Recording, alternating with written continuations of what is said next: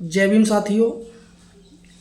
मैं सुनील कुमार सागर और जिला अध्यक्ष भीम आर्मी रामपुर। साथियों, आज रामपुर ही नहीं बल्कि पूरे उत्तर प्रदेश में एक माहौल बन गया है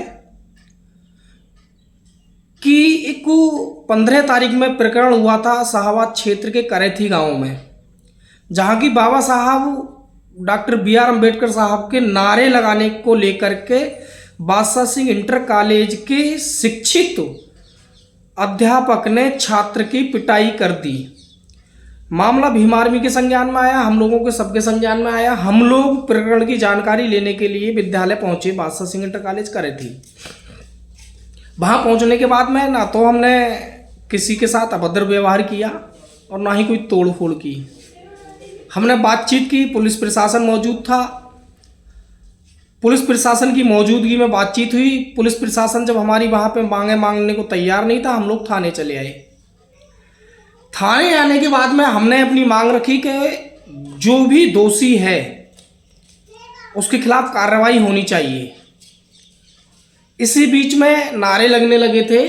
कोई बाबा साहब डॉक्टर बी.आर. अम्बेडकर साहब के लगा रहा था, कोई किसी के नारे लगा रहा था।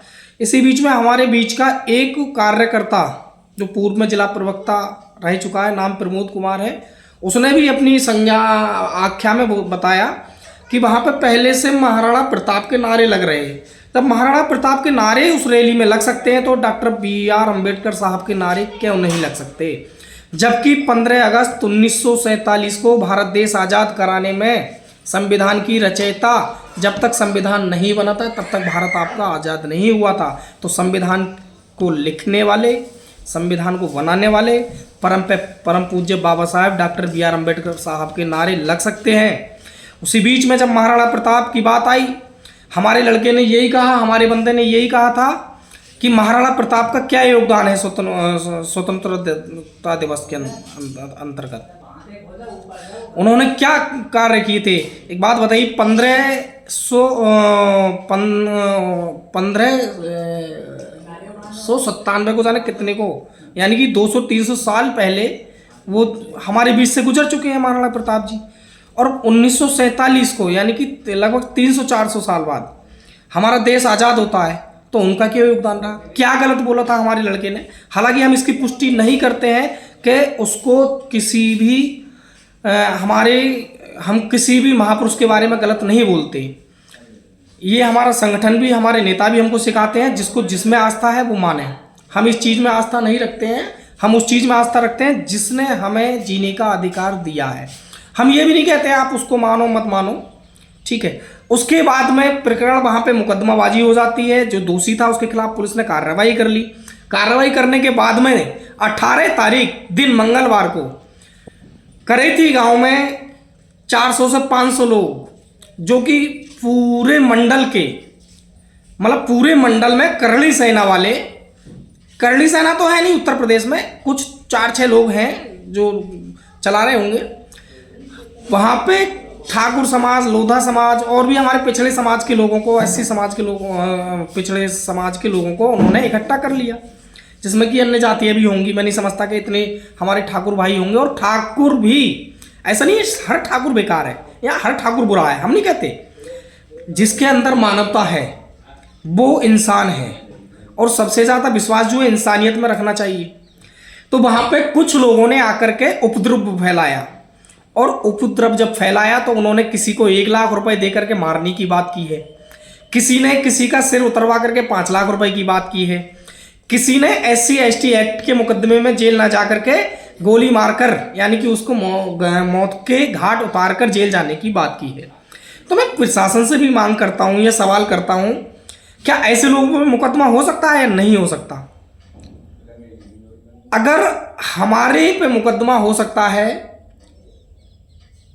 सिर्फ पूछताछ करने पे, तो ये तो खुली चुनौती दे रहे हैं और आपके सामने दी है। मैं अभी उन पुलिस अधिकारियों का नाम नहीं लूंगा, किसके सामने क्या कहा है क्या नहीं कहा है, वो ऑन वीडियो वो पुलिस अधिकारी हैं, और उन्होंने इस चीज को नोट भी किया है कि किसी ने किसी के लिए 1 लाख रुपए के तोड़फोड़ करने की बात की है कि उसको मारो मैं 1 लाख रुपए दूंगा। किसी ने कहा है हम SC/ST एक्ट के मुकदमे में जेल नहीं जाएंगे, 302 के मुकदमे में जेल जाएंगे। अरे भाई, हम आपको बता दें, तुम तो 302 की बात करते हो, हम 302 की बात नहीं करते हैं। अगर बात मुकदमों की है ना, तो हम तुमको 302 तो नहीं, 307 में जरूर हम जेल जाने की बात करेंगे, क्योंकि हम तुम्हारा उतना कचूमर निकालना चाहते हैं, जानते हैं।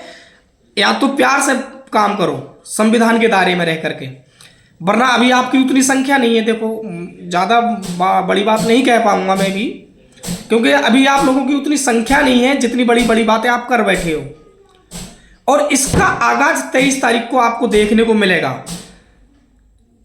कोई कह रहा है 23 तारीख का प्रोग्राम नहीं होगा। अरे हम कह रहे हैं ना, 23 तारीख का प्रोग्राम होगा। अगर पुलिस ने बिना अनुमति के 18 तारीख में करड़ी सेना वालों का कार्यक्रम कराया है, तो मैं आपको एक बात बता दूं कि 18 तारीख का प्रोग्राम भी होगा। हमने पुलिस को लिखित में दिया है, हमने परमिशन की मांग की है।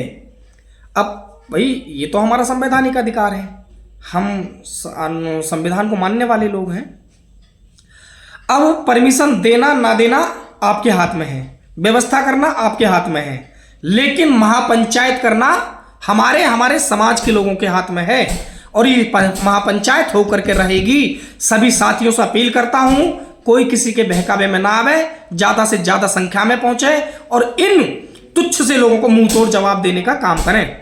जय भीम, नमो बुद्धाय। होती है 23 तारीख में मुलाकात साथियों, और 23 तारीख में रौला वो होगा जो आज तक पूरे रामपुर में नहीं बल्कि पूरे मंडल में देखने को नहीं मिला होगा। जय भीम, नमो बुद्धाय, जय संविधान।